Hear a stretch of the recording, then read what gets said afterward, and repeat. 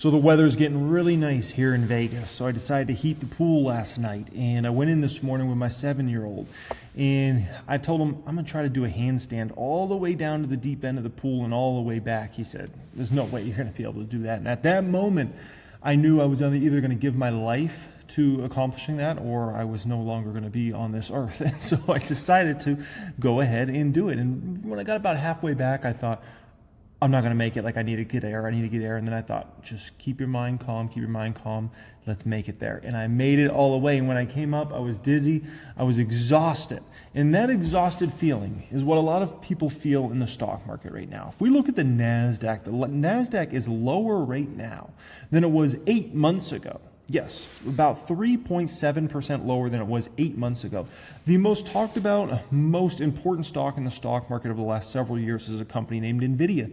Nvidia stock is negative 16% in the last 9 months. You could have had a baby in that amount of time.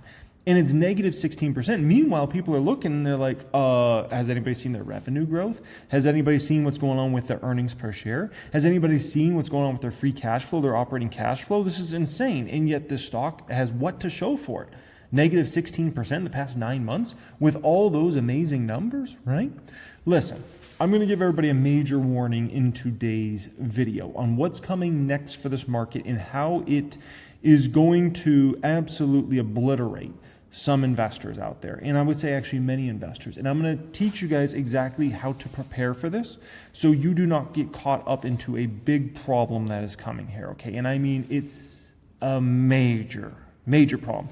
One thing only I need from you guys, and it's for you to smash that thumbs up button on this video here today. I appreciate everybody joining me as always, and thank you everybody that goes out of your way to smash that thumbs up button and is subscribed to the channel. I appreciate y'all in a huge way, and I hope you guys appreciate me doing these videos for you a few times a week, right? I did get a squat rack for the garage. I've been wanting a squat rack for a while, and I finally ordered it. We got it built, baby. It's in the garage, and squat season. You know about that, okay? Listen, we got a major deal. It's a one-day sale only coming up April 1st. It's the top tier of my Patreon. You get access to my entire Become a Master Stock Market course, access to all the stocks I'm buying and selling each week, access to my Discord chat, right? That is going to be one day only sale. It's April 1st. It's the April Fool's Don't Be a Fool sale, okay? That tier is usually $125. We're going to do it for only $49 on that particular day. So if you want access to that sale, when it drops, enter in your name, your email, or your phone number, and we can send it over when that deal drops on April 1st so you can get access to that. It's one day and one day only, okay? That is pinned comment down there. You can click on that and fill that out, okay? Alrighty, so let's get rolling here. Where I want to start today's video is a very important time period. This time period was back in 2020. And the reason I want to start right here for today's video is you're going to understand what happened at that particular time and how it relates to what we're going through right now and how it relates to a lot of people maybe watching this video right now. So essentially, we had a ton of new retail investors enter the market in 2020 and 2021, right? Now, the first big group of investors that were retail folks that really entered the market were folks in that March to May 2020 timeframe. And the reason being is the stock market was in the news every day. Stocks were crashing. We were going through the fastest stock market crash in history, right? And so that got a lot of retail folks, which retail investors, it's just a fancy term for like mom and pop investors, people that invest their own money, right? You, me, everybody else. And we had a massive influx of new retail investors during that particular time. Then we had another new big group that got in the stock market in the second half of 2021. Now, the important thing to understand the difference between these, the big group that got in March and May of 2020, they were people that were kind of in the know, that knew at least a little bit about the stock market, and they knew enough to understand when the stock market crashes, buy stocks. And that's what those folks did. Now, the other big group that came in that second half of 2021, we'll call those folks the folks that were not in the know. Those are people that essentially, let's call it, they saw their neighbor getting rich in the stock market and they said, I want to get rich too, right? They saw all the people making all that money while that stock market came back and the S&P 500 went from, just over 2K at the lows, then to shortly after it was like almost 5K. And this group was like, dude, I want some of that money. Like, what the heck? This is easy out here. Look at all these people. They made all this money. Oh my gosh. Look at all these stocks that have gone up so much, right? Look at Tesla. And so we had two separate groups. Now, that leads us into what ended up happening, right? Because what ended up happening is the second half of 2021 group that got in the stock market, those folks all flooded out of the market in 2022 and left the market for years. They said, the hell with this crap. Oh, no, no, no. And a lot of people think it's just because the stock market went through a bear market in 2022. No. It's because at the end of the day, you had 2 years of no gains. So basically 2022 was just a year where those retail folks that got in the second half of 2021, they just left the market. Now, some of the folks that got in 2020 stayed around. And the reason being is some of those folks actually had gains to show for. So some of those folks were able to get through that hard spell of 2022, while this other group, a lot of those folks had never made money in the market. And all they had done is seen losses. And so their perspective of the stock market was this is a gambling trap. This is a fool's game. Because all the stocks they looked at were all down. All the stock market indexes were down. There was nothing that had gains. Nothing. All the popular stocks, all the big tech stocks, right? The S&P 500, the NASDAQ, the Dow, the Russell 2000, everything was down. And so they said, the hell with this, right? And they left the market. They were exhausted, right? I want to take you for a moment. Let's go for a ride together, and let's go back to when I got in the market in late 2008 into 2009. When I was getting in the market back then, I would tell anybody about, essentially I'm getting in the market, like I'm starting to invest. I'm really excited about this. I'm really passionate about that, right? People had nothing good to say. Nothing good to say about the stock market. I mean, absolutely nothing. And even into 2010, still the same situation. No one had anything good to say. They all said, be careful. It's so bad, blah, blah, blah, right? And here's why they said that. The reason being is if you look at the stock market 5 years later was at the same level. The same level 5 years later, right? So people had seen nothing but really losses, or, let's call it the stock market doing a whole lot of nothing for many, many years. Now, the stock market didn't do nothing for all those years. And here's what people don't tell you. I'm going to show you exactly what they don't tell you. Here's what they don't tell you. If you were buying throughout the entire great financial crisis crash, you made a fortune. The only people that didn't make a fortune in the great financial crisis were the individuals that chose to not buy during that crash. Because think about it like this, right? Let's say you just bought one share of the S&P 500 as the stock market crashed and as the stock market came back, right? So you bought one share at 1,500, 1,400, 1,300, 1,200, 1,100, 1,000, 900, 800, 700, right? And then you bought all the way back up. Look at how this math works, okay? So your cost basis, and remember, you started buying at the peak of the market, which is so unrealistic, buying at the peak of the market. But we're going to say you have the worst time possible, and you started your buying at the literal peak of the market, right? So your cost basis on those shares you bought are $19,800, right, on your 18 shares. The 18 shares then is then worth $27,000, which means you have $7,200 of gains. Now, this is over like a 5+ year span. And so you would hopefully be buying a lot more than a share over that time period, right? Hopefully you'd be buying like 5 shares or 10 shares or whatever, right?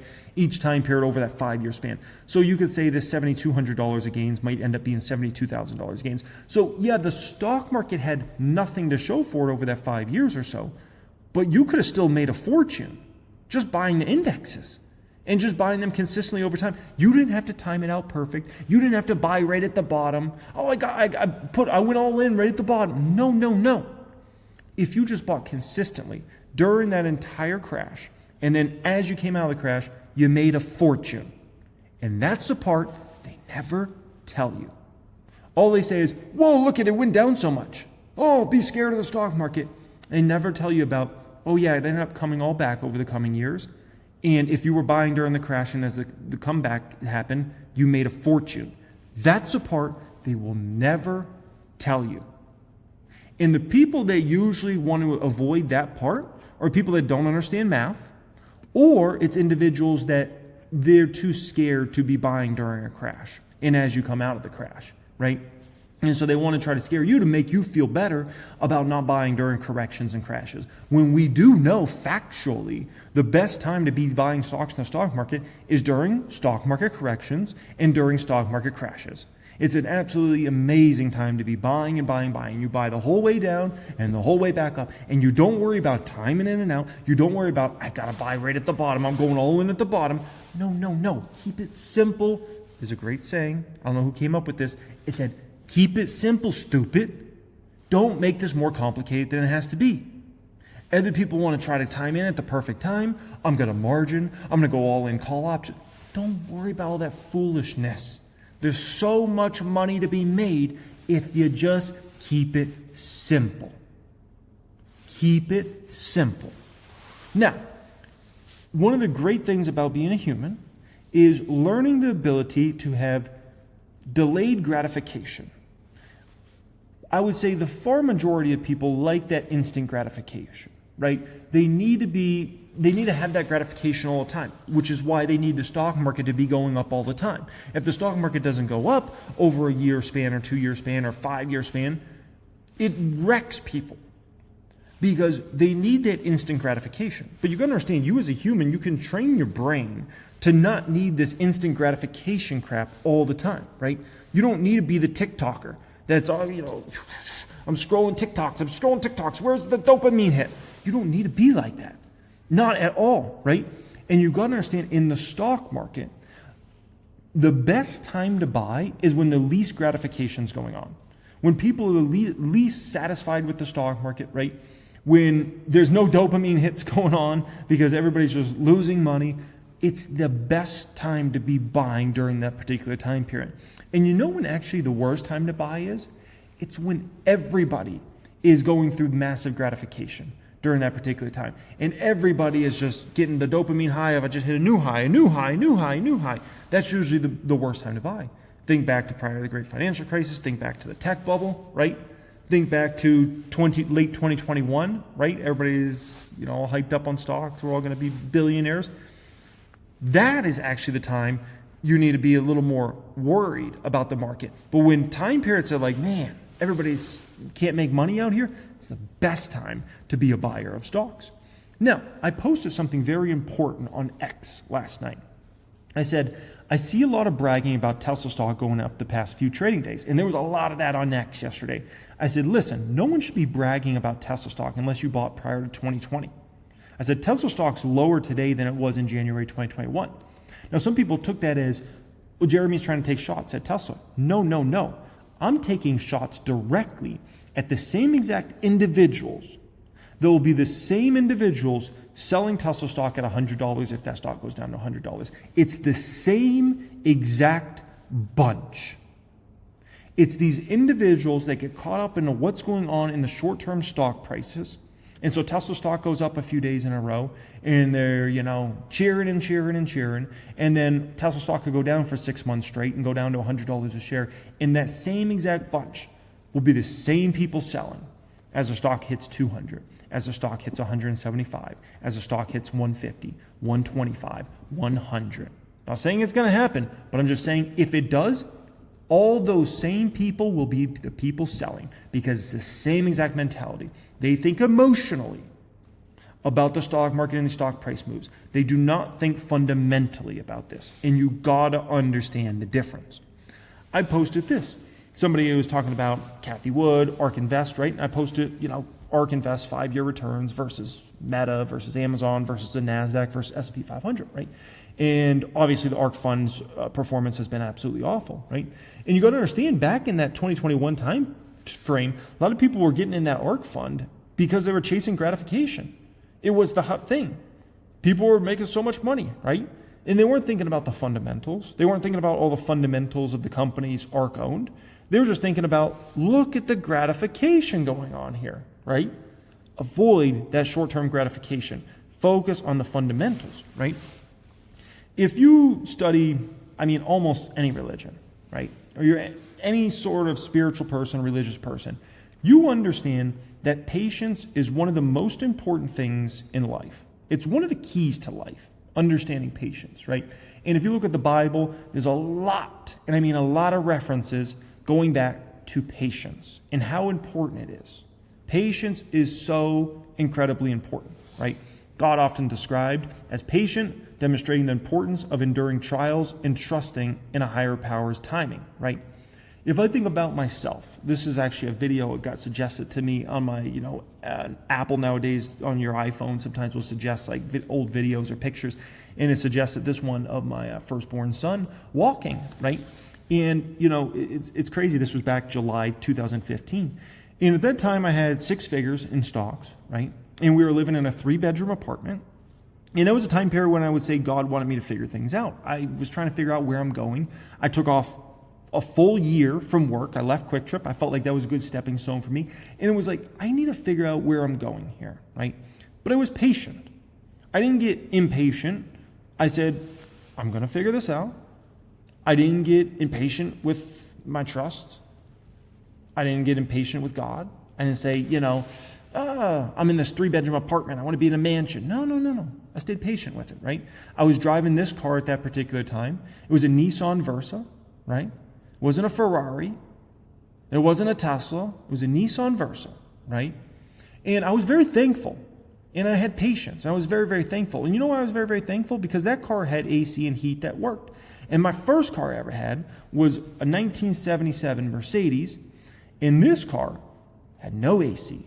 And I drove that car for 3 summers in the Arizona heat. Phoenix, Arizona, one of the hottest places literally on this planet you could live. And that had no AC. And so when I had my Nissan Versa, I was very thankful for that. Very, very thankful, right? In this car, I remember, man, being embarrassed to even take a girl in that car because the seats were all falling apart. If you sit on the seat, it would come off on your clothing because the car was just so old. The window didn't work. If somebody tried to roll down the window, you had to try to shove it with your hand, And so I remember back to those days, and I was thankful for my Nissan Versa, even though that wasn't the most exciting car, right? And I was also thankful for my 3-bedroom apartment I was living in at that time, right?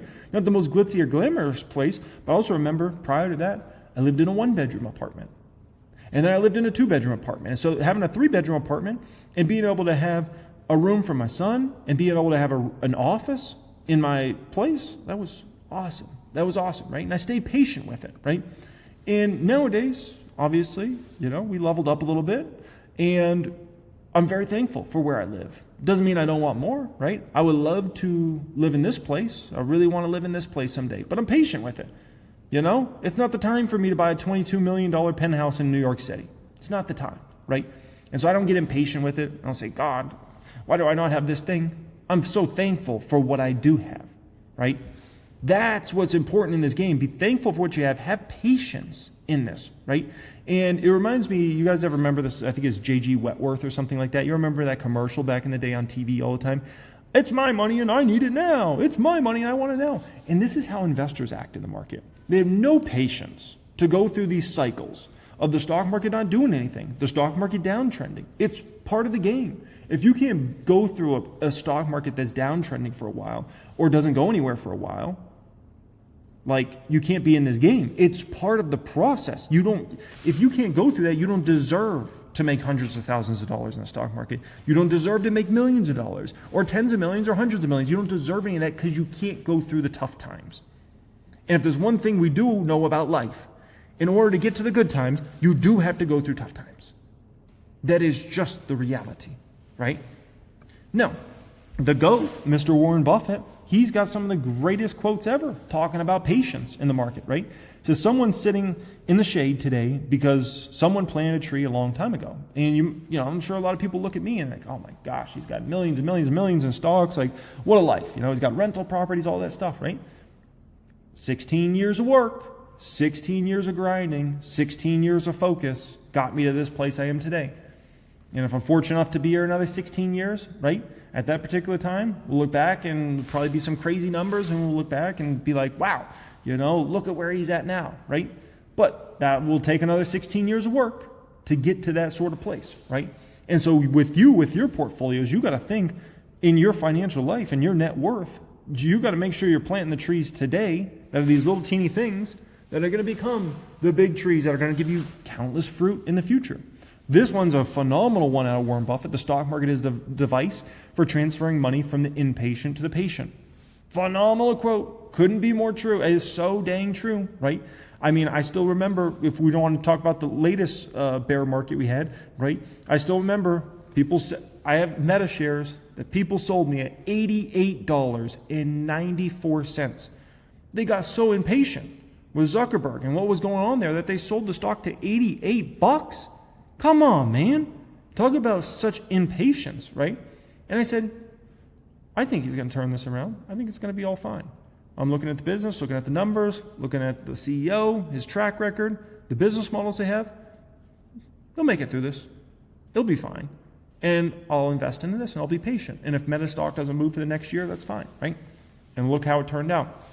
$1 million of gains later, I think it worked out pretty well. This one, I never attempt to make money on the stock market. I buy on the assumption that they could close the stock market for the next day and not reopen it for 5 years. That's the way you need to think about investing in a company. What if you could not trade out of that stock for the next 5 years and you were stuck owning that stock for the next 5 years? How would you feel about that company over the next 5 years, right? And if I look at the public account, I could confidently say I would feel extremely comfortable if they close the stock market for the next 5 years. I'm good. Because the companies I own, when they do open that stock market 5 years later, are going to be much better, much more powerful than they ever were, and much more valuable than they are today. I have no doubts in Meta and Amazon, AMD and PayPal and Tesla and Palantir and Cheesecake Factory and Celsius and Nike and Estee Lauder and Elf and Revolve and Fubo and Honest and SoFi. I think all those companies are going to be in a far better spot 5 years from now than they are today. The fundamentals of the business models are going to produce insane cash flows, insane profits that they can reinvest in the business over the next 5 years. And so if they want to close the stock market for the next 5 years, good. That's how you want to think in regards to the stock market. Now, everybody worries about recession. They hear this word recession talked about all the time. Oh, could we go into recession? On CNBC, I was watching a couple hours of CNBC here today, and multiple times they mention about fears around recession, going into the recession in the back half of this year. We're already in recession, right? Listen, it does not matter if we're in recession. People spend money. And I take you and I show you the GDP of the United States of America over time, okay? Now, if I show you the end of the world great financial crisis, remember the great financial crisis was a time period in which we ended up experiencing double-digit unemployment, right? We ended up experiencing credit markets completely dry up. We ended up experiencing some housing markets falling 50% in price. We experienced the entire banking system on the brink of collapse. And some of the biggest, strongest financial institutions that were thought to never go bad, going under, right? Things that people never thought was possible. 50% losses on real estate? No way that could ever happen. Biggest financial institutions going under? 10% unemployment rate, right? Oh my gosh, such a disaster. And yet, what actually happened to GDP during that time, right? Because it sounds so scary. In 2008, the GDP actually went up. And then 2009, the GDP went down 2.5%. And that's in the great financial crisis. People stay spending money. Americans stay spending money. It doesn't matter if it's a great financial crisis or it's 2020, Rona. Remember, they closed the worldwide economy for quite a while. And then when they did finally start opening up the worldwide economy, it was on a limited basis.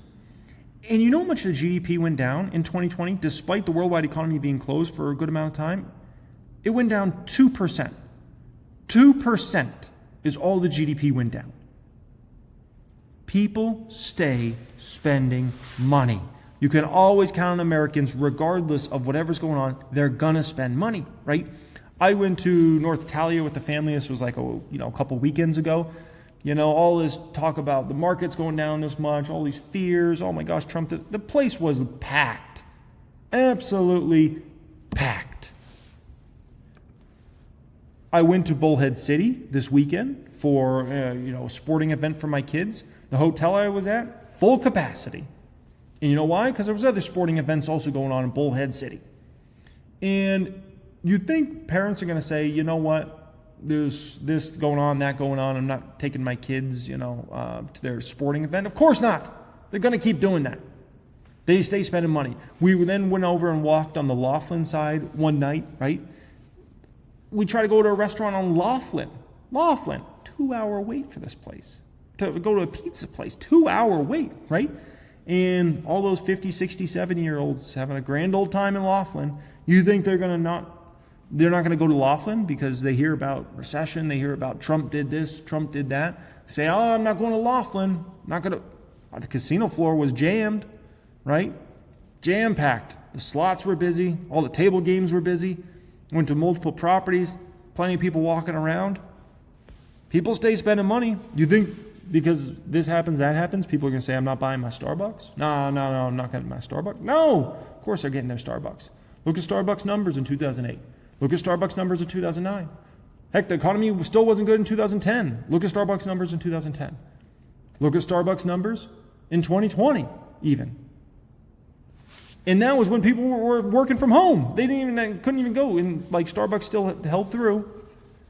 People still stay spending money, right? The Carnival CEO went on CNBC. I watched that. That was last week. And he was talking about they're already 80% booked. Listen, you think these folks are not going to book their cruises? You know, you think the 62-year-old that just retired is going to say, yeah, no, I'm not going to go on my cruise. Of course, they're still going to go on their cruise, man. Like, people stay spending money. The results from a recession in terms of people cutting back is actually much smaller than a lot of people realize. Some businesses get hit harder, other businesses hardly get hit. Other ones, you wouldn't even know it, right? Look at Wynn Resorts revenue during the great financial crisis. It actually went up. It went up during the great financial crisis, right? To show you here, in 2008, Wynn Resorts revenue was up 11%. 2009, revenue was only up 2%. 2010, revenue was up 37%. Economy still wasn't good in 2010, and people said the economy was still bad in 2011, by the way. And the revenue was up 25%, right? And I just took you through a long list of businesses there that cater some to the middle class, some under that, some to the wealthy, right? And meanwhile, I type in Trump into Google, and it's just drama and drama and drama and drama, right? And look at this latest one. 3 minutes ago, Trump announces 25% tariffs on imported cars. So much going on. It's drama everywhere, right? This is what's going to keep happening. It's a drama show, man. It's a drama show. And Trump loves the drama. The media loves to cover Trump. And the media loves clicks. And so at the end of the day, this is going to keep being a drama show for a while here, okay? And so what do you do? How do you get through this drama time period we're going through right now, right? It's tariff this, Doge that, recession, no recession, this, that, blah, blah, blah. So there's a few things you can do. SWOT analysis. Make sure you're doing SWOT analysis on your companies, strengths, weaknesses, opportunities, and threats of a company, and you're understanding where your company's strengths, weaknesses, opportunities, and threats are. Because if you do that, you can hold through scary times, tough times out there, right? Additionally, when you're betting on companies, right, when you're investing into companies, make sure you're investing into companies with proven CEOs. Because proven CEOs have been through probably Trump 1.0, right? These proven CEOs probably went through Rona as well and all the drama that came. So they've seen it all. They've seen it all. They saw super high inflation. They saw deflation. They've seen it all. And so proven CEOs know how to get to the other side. And additionally, buy the dip and never trip. It's one of my sayings. I always tell you guys, buy the dip and never trip. And say thank you for getting great deals. If you can get great deals on stocks, you can get stocks at a year low, 2-year low, 4-year low, 6-year low, 8-year low for great companies that you believe are going to do tremendous over the next 5-10 years. Say thank you for getting those shares because that's just a gift. Buy the dip and never trip, okay? Appreciate y'all joining me as always. Thank you so much for being here. Once again, pin comment down there if you want to access the one-day sale we're going to have on April 1st. It's April Fool's Don't Be a Fool sale. This is a deal. I want to do this deal because a lot of you guys need to become a master stock market course. Like, it's cool to see the stocks I'm buying and selling each week in the Patreon portfolio and be a part of that Discord chat, but I'm telling you the bigger thing of this deal is that become master stock market course. I just know there's a lot of people that got in the market the last few years here, and you need to get up to a much higher level and learn everything that I teach you, obviously, in that course there, okay? Alrighty, much love and have a great day.